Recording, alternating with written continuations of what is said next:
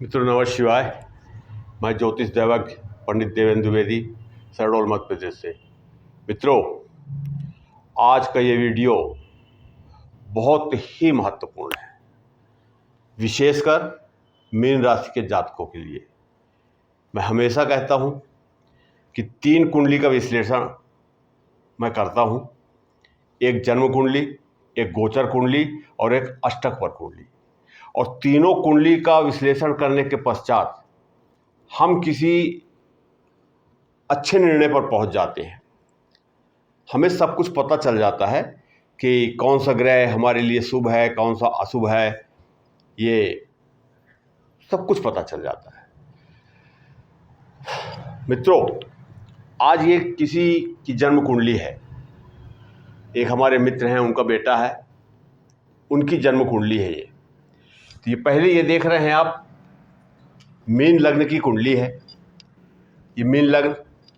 और मीन लग्न की कुंडली में, जन्म कुंडली में, गोचर कुंडली बाद में मैं बताऊंगा आपसे, इसको समझने का प्रयास कीजिएगा। बहुत ही रोचक विषय बनने वाला है आज का। और मैं ये कह सकता हूं कि ऐसा विश्लेषण शायद YouTube में नहीं है, और मैं नहीं देख पाया। हो सकता हो आप लोगों की दृष्टि पड़ी हो, पर मुझे नहीं मिला है। 3 कुंडली, एक जन्म कुंडली, एक गोचर कुंडली और एक अष्टक कुंडली, 3 कुंडली का विश्लेषण एक साथ।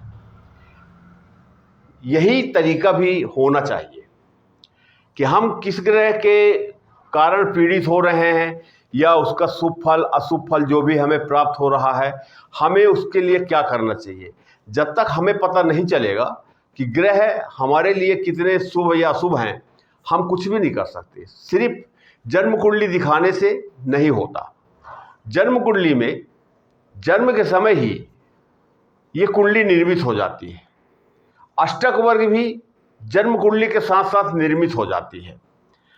चंद्र कुंडली जो राशि है, जन्म राशि या चंद्र कुंडली, गोचर कुंडली जो भी कहें, ये चलायमान है, चलता रहता है। ग्रहों का गोचर चलता रहता है। ग्रह जो है एक राशि से दूसरी राशि में, दूसरी से तीसरी राशि में, ये परिवर्तन, राशि परिवर्तन होते रहता है। तो यहां पर जब कोई कुंडली देखने का जो मेरा वो है कार्य है, उसे हम कैसे देखते हैं।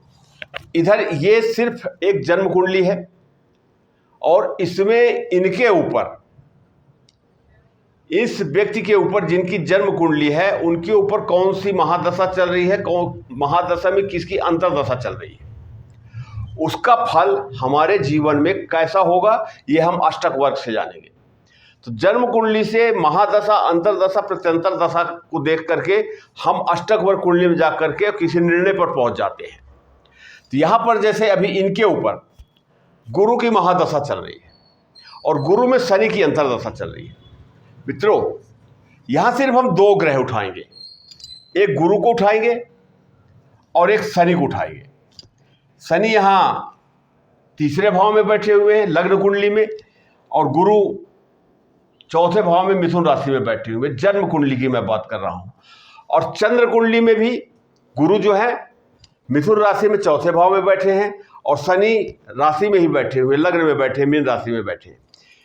अब यहां पर देखिए कुछ बिंदु लिखे हुए हैं, ये 29 है, 33 है, 28 है, 22 है, 26 है, ये बिंदु हैं। इस अष्टक वर्ग की बात भी मैं आपसे करूंगा।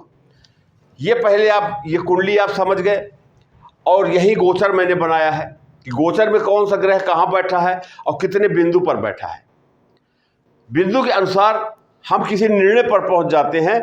100% हम निर्णय पर पहुंच जाते हैं कि ये फल हमें शुभ फल दे रहा है या अशुभ फल दे रहा है। शुभ फल दे रहा है तो उसकी शुभता कैसे बढ़ाई जाए, अशुभ फल दे रहा है तो उसे शांत कैसे किया जाए, सब कुछ अष्टक वर्ग की कुंडली से पता चल जाता है। अष्टक वर्ग के बाद भिन्नाष्टक वर्ग आता है। तो भिन्नाष्टक से भी हम एक ग्रह का पता करते हैं, यहां हम सभी ग्रहों का पता करेंगे। तो ये पूरी कुंडली जो है अभी मैं आपसे बातें करूंगा। तो शायद लग्न कुंडली सभी लोगों को पता है, इसमें मैं ज़्यादा बातें नहीं करूंगा। सिर्फ गुरु की महादशा और शनि की अंतर्दशा, 2 ग्रहों की बात करूंगा। बाकी ग्रह जो हैं ये अपनी अपनी जगह में बैठे हैं, इनकी मीन लग्न की कुंडली है, कुंभ राशि इनकी आ रही है, लेकिन आज मैं कुंभ राशि के अतिरिक्त यहाँ भी बातें करूँगा, मैं मीन राशि की बात करूँगा। अब आते हैं गोचर कुंडली में। गोचर कुंडली मीन राशि की कुंडली है, ये चंद्र राशि पर आधारित है, इसका विश्लेषण है। अब यहाँ पर मीन राशि में ही शनि बैठे हुए हैं, चौथे भाव में मिथुन राशि में गुरु और शुक्र बैठे हुए हैं, कर्क राशि पंचम भाव में सूर्य और बुध बैठे हैं, सिंह राशि छठे भाव में केतु, सप्तम भाव में मंगल, ये द्वादश भाव में राहु। ये गोचर कुंडली है। ये अगस्त 2025 मीन राशि अगस्त 2025 का विश्लेषण है। ये क्या बहुत कुछ होने वाला है, अद्भुत, इसको ध्यान से देखिएगा।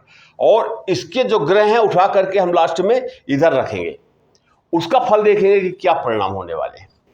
अब यहां पर देखिए, सबसे पहले हम बात कर लेते हैं सूर्य की। सूर्य देव अभी वर्तमान में पंचम भाव में कर्क राशि में है। ये 17 अगस्त 2025 तक कर्क राशि में ही रहेंगे। मीन राशि के जातकों के चंद्र राशि कुंडली पर पंचम भाव में कर्क राशि में 16 तारीख तक रहेंगे, 17 तारीख तक। इसके बाद मंगल की बात करते हैं। मंगल यहाँ पर कन्या राशि में बैठे हैं। 28 जुलाई को राशि परिवर्तन सिंह राशि से कन्या राशि में आए हैं। ये राशि परिवर्तन हुआ है, लगभग 45 दिन तक मंगल देव यहीं पर रहेंगे। अब आते हैं बुध की बात। तो बुध यहाँ पर सूर्य के साथ बैठे हुए हैं। बुध यहाँ पर बुध आदित्य योग बना हुआ है, अभी बकरी चल रहे हैं और 11 अगस्त को ये मार्गी हो जाएंगे। तो ये सूर्य बुध आदित्य योग जो है ये बन रहा है, यहाँ पर अच्छा परिणाम देने वाला बन रहा है। अब गोचर में देखिए, मैं यहाँ पर पॉइंट लिखा हूँ, थोड़ा सा ध्यान लगाइएगा कि ये पॉइंट जो है इसकी भी मैं बात आपसे करूँगा कि यहाँ पर जो पॉइंट है वो सूर्य हमको कितना फल देगा, कम देगा, ज़्यादा देगा, नहीं देगा। तो यहाँ पर मैं बात करता हूँ, यहाँ पर 22 बिंदु लिखे हुए हैं। सबसे पहले एक बात मैं बता दूँ कि अष्टक वर्ग है क्या चीज़। ये कोई नई चीज़ नहीं है कि अभी किसी ने बना के दे दिया है। ये अष्टक वर्ग की कुंडली जन्म कुंडली के साथ साथ ही निर्मित हो जाती है और यहाँ पर इसमें बिंदु होते हैं, ग्रह नहीं होते हैं। ये ग्रह गोचर के लिए मैंने आपको समझाने के लिए यहाँ पर ये ग्रह लिख दिए हैं। यहाँ ग्रह नहीं होते हैं। जन्म कुंडली में और चंद्र कुंडली में ग्रह होते हैं, लेकिन अष्टक वर्ग में ग्रह नहीं होते हैं, बिंदु होते हैं। हम बिंदु बोलें, पॉइंट्स बोलें, रेखा बोलें, अंक बोलें, कुछ भी बोलें, उनका अर्थ एक ही होगा। अब ये अष्टक वर्ग है क्या चीज़ जिससे हम बहुत दावा करते हैं, किसी निर्णय पर पहुंच जाते हैं और लोगों का समाधान भी हो रहा है। और सीधी सी बात है कि जब हम किसी मुख्य बिंदु पर आकर रुक जाएंगे, हमें पता चल जाएगा कि हमें क्या करना चाहिए, तो हम कर लेते हैं और शुभता को बढ़ा लेते हैं, अशुभता को कम कर लेते हैं। सूर्य, चंद्र, मंगल, बुध, गुरु, शुक्र, शनि, ये 4 ग्रह हैं, 7 ग्रह। 7 ग्रह के बाद एक लग्न का भाव ले लेते हैं, तो ये 8 हो गए। 8 को लेकर के अष्टक वर्ग बनता है। ये टोटल बिंदु अगर हम जोड़ेंगे तो ये 337 बिंदु कहलाएंगे और वो 337 बिंदु पूरे 12 भावों का होता है। 12 भावों में अलग अलग भावों में अलग अलग बिंदु अंकित हो जाते हैं और जब ग्रह चलते हैं तो लग्न कुंडली में या चंद्र कुंडली में जो ग्रह चलते हैं उसी भाव में उस ग्रह को बैठा करके और हम जान जाते हैं कि हमें क्या करना चाहिए। यहां पर 1 से लेकर के 24 बिंदु तक खराब अवस्था है। ये यहां पर जिस भी भाव में ये होगा वो खराब अवस्था है। 6, 8, 12 लग्न कुंडली में, 6, 8, 12 चंद्र कुंडली में और 6, 8, 12 अष्टक वर्ग की कुंडली में। तीनों कुंडली में 6, 8, 12 को अशुभ भाव माना जाता है। तो यहाँ पर अशुभ भाव होने के कारण हमें यहाँ पर बिंदु कम से कम प्राप्त होना चाहिए, कम से कम प्राप्त होना चाहिए। तो जैसे 6, 8, 12 में अगर 1 से 24, 24 से कम है तो बड़ी अच्छी बात है। 6, 8, 12 में 1 से 24 के बीच, 24 से कम होना चाहिए।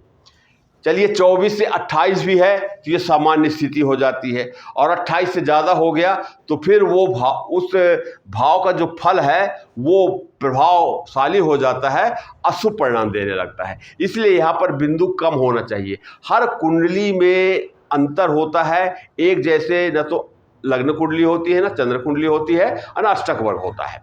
सबका विश्लेषण अलग अलग हो जाता है। बाकी भाव में हमको 28 बिंदु प्लस चाहिए।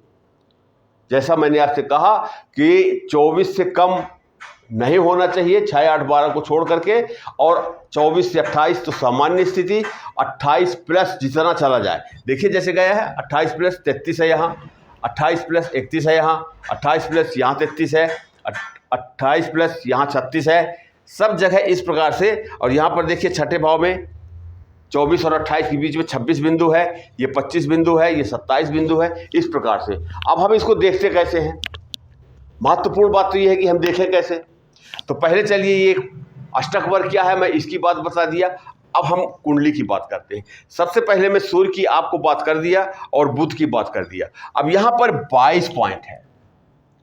तो मीन राशि के जो जातक हैं, जिनकी जन्म कुंडली में सूर्य या बुध की महादशा चल रही है, सूर्य या बुध की अंतरदशा चल रही है, तो यहाँ पर 22 बिंदु होने के कारण शिक्षा में थोड़ी कमी आ सकती है।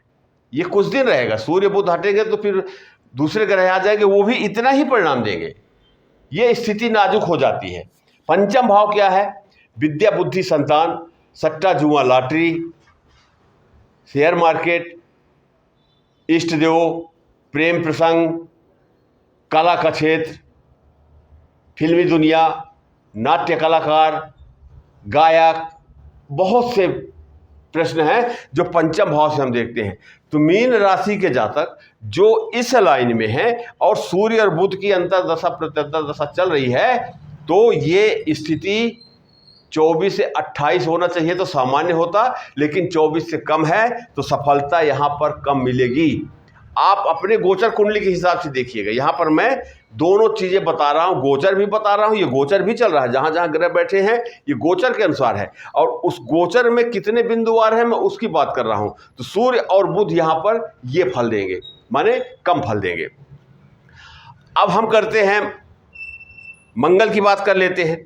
मंगल देखिए कन्या राशि में है, सप्तम भाव में है, यहाँ 25 बिंदु हैं, 24 से 28 बिंदु हैं। ये भाव क्या है? पति पत्नी का भाव है, साझेदारी का भाव है, दाम्पत्य जीवन का भाव है, लेन देन का भाव है। ये सप्तम भाव ये बताता है। कन्या राशि में मंगल देव बैठे हैं, बुध की राशि कन्या। मंगल और बुध दोनों एक दूसरे के शत्रु ग्रह हैं, विपरीत ग्रह हैं। तो मंगल यहाँ पर जब बैठ गए तो यहाँ पर थोड़ा सा संकट दिख रहा है। संकट क्या है कि एक तो बिंदु को हम देखते हैं 24 से 28, तो यहाँ दाम्पत्य जीवन सामान्य स्तर पर रहेगा। मंगल देव असहज हो जाते हैं, शत्रु की राशि में कोई भी ग्रह बैठेगा असहज हो जाता है, सहजता से वो अपना परिणाम नहीं दे पाते। तो यहाँ पर 25 बिंदु में मंगल देव बैठे हैं। इस कुंडली में, आपकी कुंडली में अलग अंक होगा, दूसरी, तीसरी, चौथी, पांचवी, हर कुंडली में अलग अंक होगा। यहाँ 25 अंक हैं इनकी कुंडली में। तो ये कुंडली जो है 25 अंक लेकर के, माने मीन राशि के जातकों के सप्तम भाव में जो 25 बिंदु आ रहे हैं, ये सामान्य स्थिति हो गई, 24 से 28 के बीच में है। अब आते हैं महत्वपूर्ण बात, अद्भुत समय। देखिए 9 के 9 ग्रह हैं। 9 के 9 ग्रहों में सभी ग्रह हमारे पक्ष में नहीं होते हैं।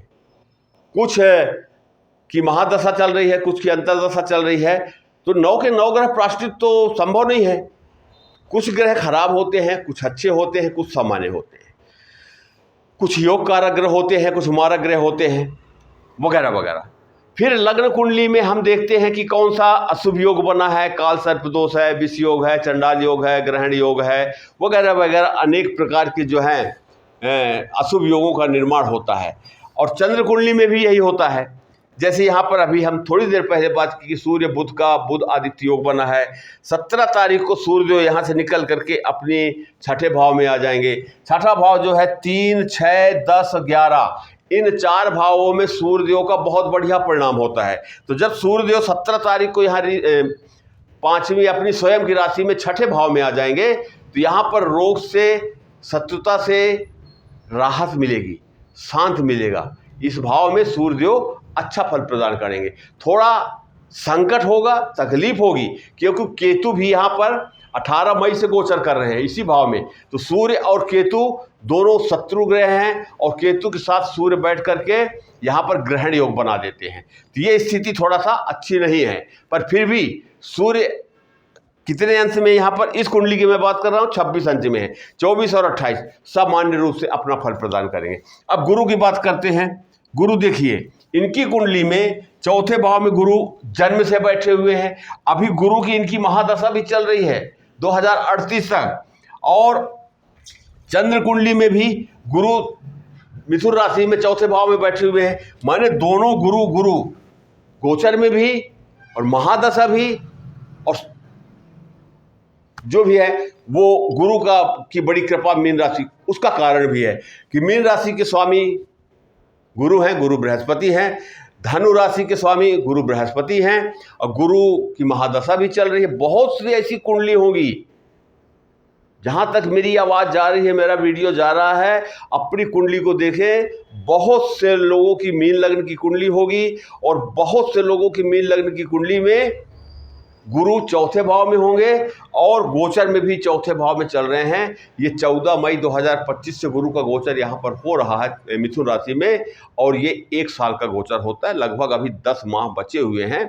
अति उत्तम समय, बहुत ही उत्तम समय, अद्भुत समय मीन राशि के जातकों के लिए। ऐसा समय बहुत कम कभी कभी आता है, परिवर्तन वाला समय आता है। अब यहाँ पर गुरु बैठ करके एकदम प्रसन्न मुद्रा में बैठ करके गुरुदेव मीन राशि के जातकों को ढेर सारा आशीर्वाद दे रहे हैं। चौथा भाव क्या है हमारा? चौथा भाव सुख का भाव है, माता का भाव है। वाहन, मकान, संपत्ति, जमीन, खेत बाड़ी, जो भी हम कल्पना करते हैं उसका भाव है। तो जो मीन राशि के जातक हैं, जिनके जैसे कुछ लोग प्लाट लेना चाहते थे, नहीं ले पा रहे थे, अब ये समय, अच्छा समय इनका आया है। अब ये प्लाट भी ले सकते हैं, मकान भी बना सकते हैं, वाहन भी। कहने का अर्थ मेरा कि इनके मन की जो इच्छाएं थी वो पूरी होंगी। इसके लिए भगवान विष्णु को धन्यवाद देना चाहिए, भगवान विष्णु की आराधना करना चाहिए, लक्ष्मी नारायण की पूजा करनी चाहिए और अच्छा परिणाम प्राप्त होगा। ये स्थिति होती है। और ऐसे जब ग्रह गोचर होते हैं तो बिल्कुल भरत के जैसे व्यक्ति को बन जाना चाहिए।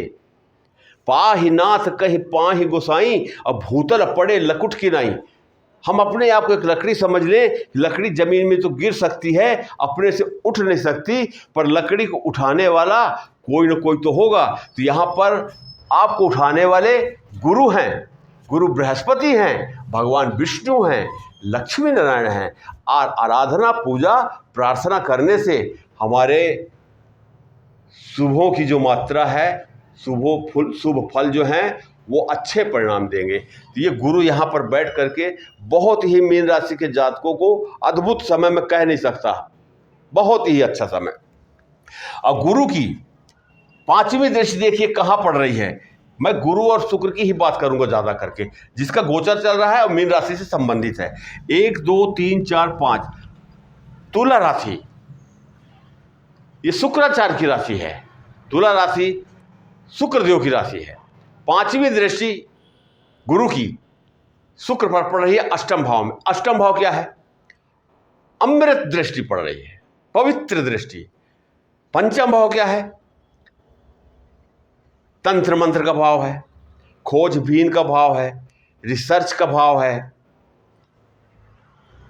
ये भाव भी बहुत महत्वपूर्ण है। अचानक धन लाभ, लॉटरी फंस जाना, डूबा पैसा मिल जाना, कोई बीमा पॉलिसी रुकी थी उसका पेमेंट आ जाना, अचानक धन लाभ भी कराता है। तो यहाँ पर अच्छा परिणाम देने वाले हैं 8वें भाव के फलों को भी गुरुदेव।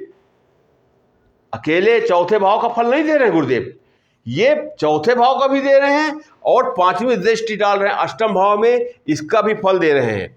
अब यहाँ पर धनु राशि है। धनु राशि गुरु की ही राशि है। अब यहां पर देखिए गुरु कितने पॉइंट में बैठे हैं बिंदु पर, 28 बिंदु पर, माने 28 से 24 से 28 सामान्य स्थिति।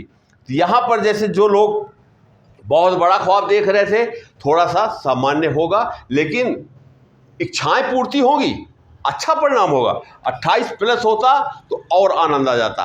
हो सकता है आपकी कुंडली में 28 प्लस हो, 30, 32, 35, 36 कुछ भी हो सकता है। मैं इस कुंडली की बात कर रहा हूं, ये गौतम जी की कुंडली है, इनकी बात कर रहा हूं। ये सामान्य स्थिति बन रही है, उनके अनुरोध पर ये वीडियो बन रहा है, उनको समर्पित भी करूंगा, बना करके भेजूंगा भी। और आपको समझाने के लिए मैंने यही कुंडली उठाई है, जिससे आपको ये पता चले कि 3 कुंडली का जब हम विश्लेषण करते हैं तो हम कहाँ पर आते हैं। लोगों के दिमाग में बस एक बात है, सच्चाई से दूर हैं,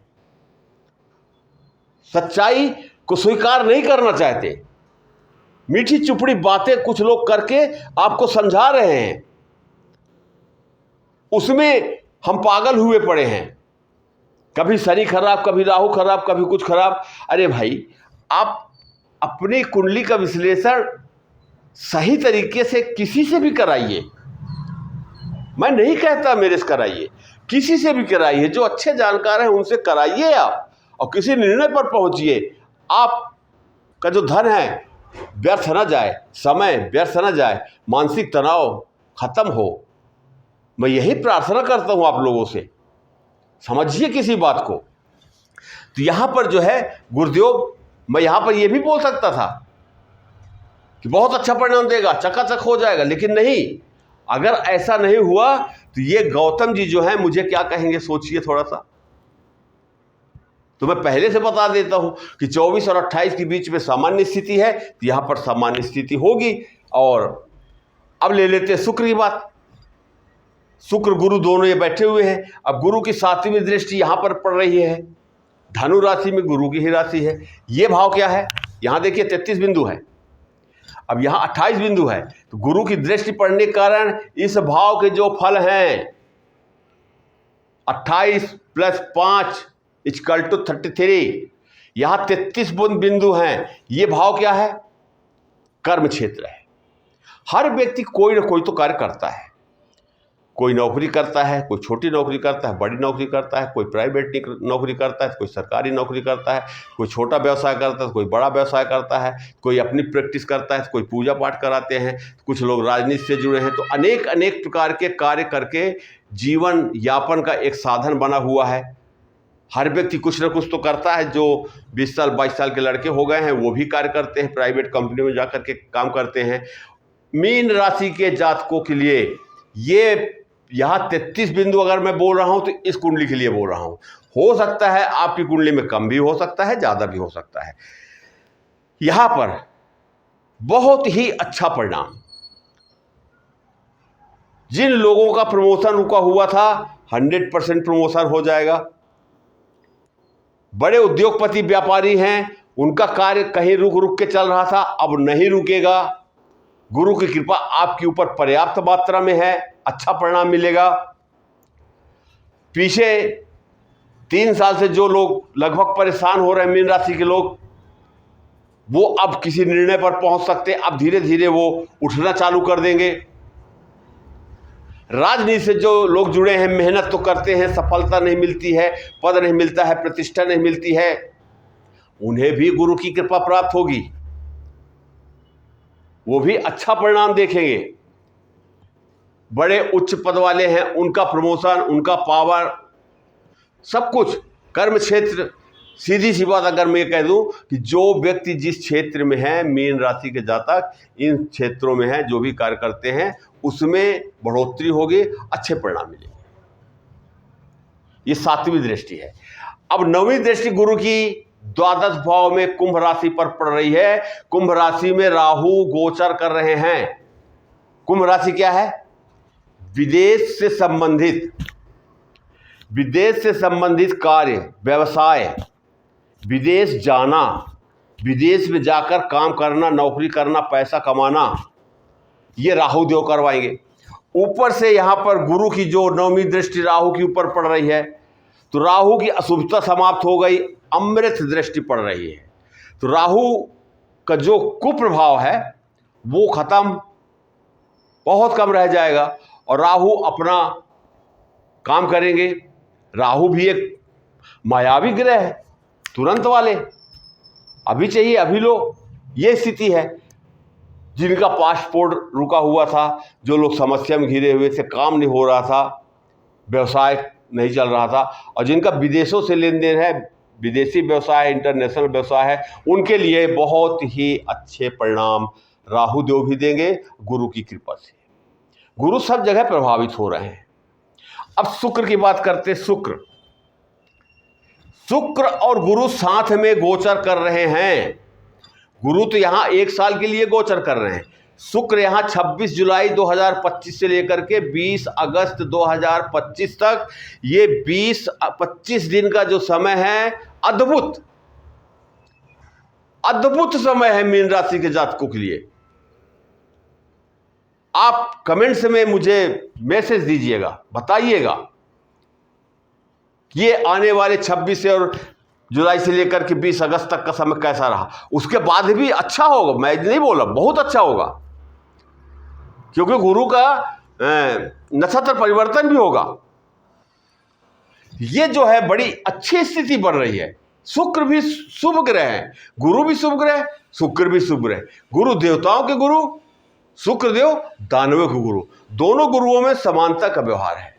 शुक्र कला है, प्रेम है, प्रेम प्रसंग है, स्नेह है, गायन है, वाद्य है, संगीत है,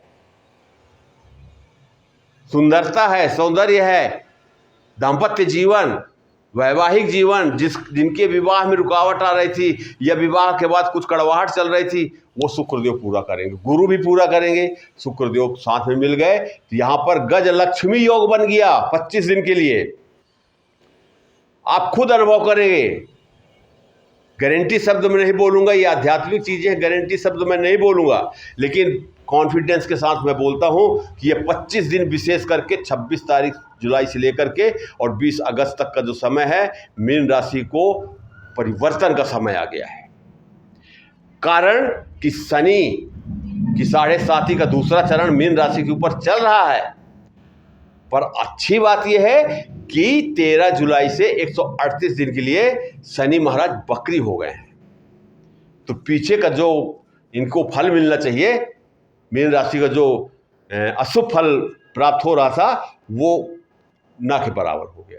तो यहाँ पर गुरु और शुक्र दोनों मिलकर के और मीन राशि के जातकों को बहुत कुछ देने वाले हैं, अद्भुत।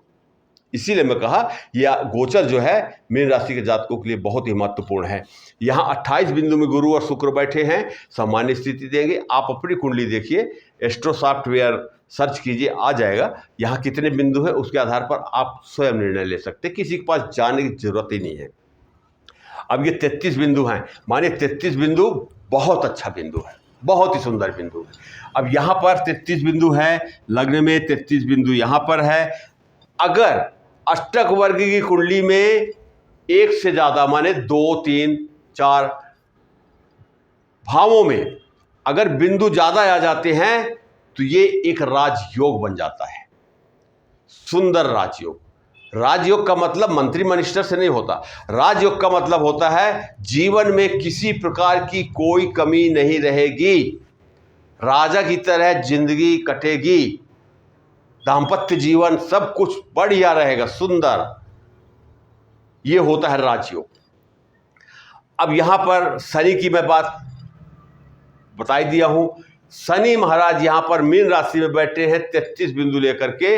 ये भी यहां पर अच्छा परिणाम इस व्यक्ति को, मैं इनकी बात कर रहा हूं, गौतम जी की, ये अच्छा परिणाम देंगे शनि महाराज। अभी नहीं देंगे 138 दिन, 138 दिन के बाद, क्योंकि शनि को बल मिल गया। ये भाव बल लिखा हुआ है, पॉइंट्स जो बिंदु देख रहे हैं आप, ये भाव का बल है। इधर हम ग्रहों का बल देखते हैं कि कौन से ग्रह का कितने अंश का है, कितने डिग्री का है, ये देखते हैं। दूसरा देखते हैं कि योग, शुभ योग, अशुभ योग कौन से बने हैं। लेकिन अष्टक वर्ग की कुंडली में कोई योग नहीं रहता, कोई अशुभ योग नहीं रहता, किसी प्रकार की कोई समस्या नहीं है।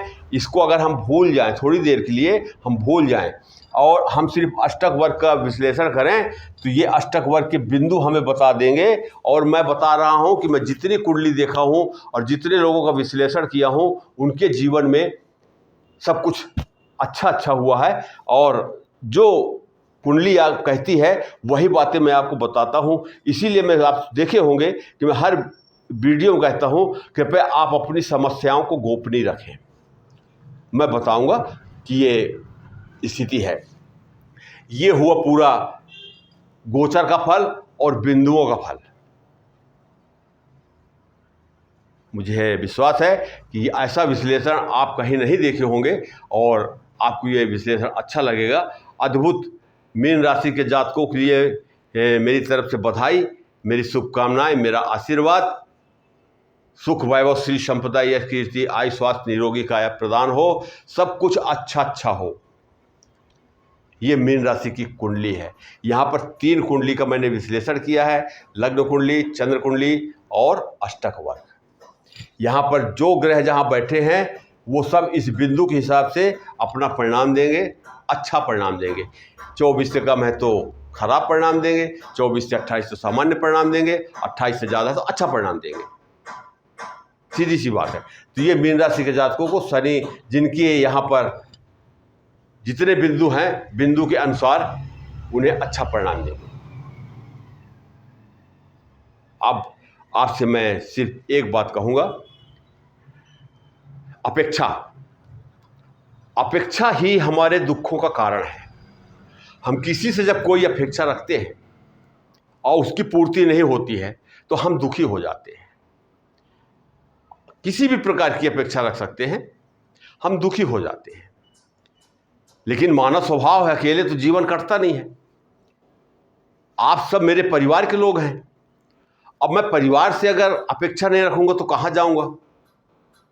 मेरी एक ही अपेक्षा है कि आप वीडियो को लाइक कर दीजिए, सब्सक्राइब कर लीजिए, शेयर कर लीजिए।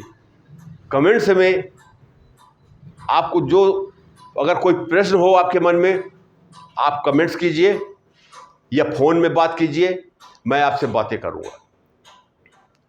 फिर कहूँगा, अपना नाम, जन्म तारीख, जन्म समय, जन्म स्थान दिए गए नंबर में व्हाट्सएप मैसेज कर दीजिए और अपनी समस्याओं को प्लीज़ गोपनीय रखें।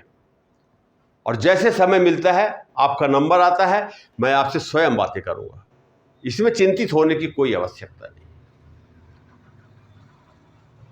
इन्हीं शब्दों के साथ मैं अपनी वाणी को विराम देता हूं। हर हर महादेव, नमः शिवाय।